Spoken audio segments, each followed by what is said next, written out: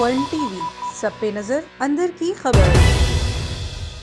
Petroleum मसनूआत की कीमतों में कमी से अवाम मुतमईन न हो पाई। इसाक डार के इस अमल पर इस्लामाबाद के शहरियों का क्या कहना है, आइए जानते हैं। 15 रुपये मेरा नहीं ख्याल कि ये सियासी गेम लग रहे हैं, क्योंकि इमरान खान ने जब एहतजाज का या लॉन्ग मार्च का जो अनाउंस किए हैं, हो सकता है ये इम्पेक्ट हो।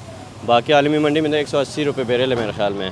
PTI के दौर में वो 150 थी डॉलर, तो अब उस हिसाब से तो ये 150 या 180 पे पहुँचना चाहिए। सिर्फ पेट्रोल को देख के तो महंगाई को कम नहीं किया जा सकता भाई, बाकी भी हालात कंट्रोल से बाहर है मुल्क में।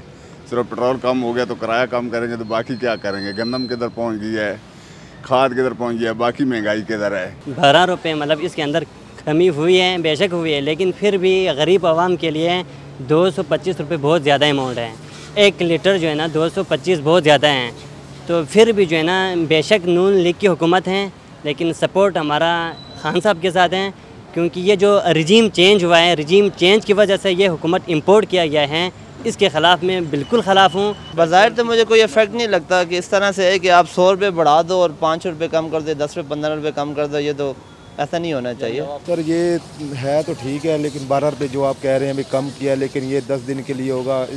मतलब इस्माइल को इन्होंने जो बकरा बनाया हुआ था उसको कम करने के लिए, अपने पर्दे जो इन्होंने करप्शन की हैं इतनी सारी, उसको कम करने के लिए उन्होंने ये काम किया। लेकिन आप देखेंगे आलमी मार्केट में महंगाई, पेट्रोल इतना सस्ता है और तो हम 240 रुपये पे ले रहे हैं।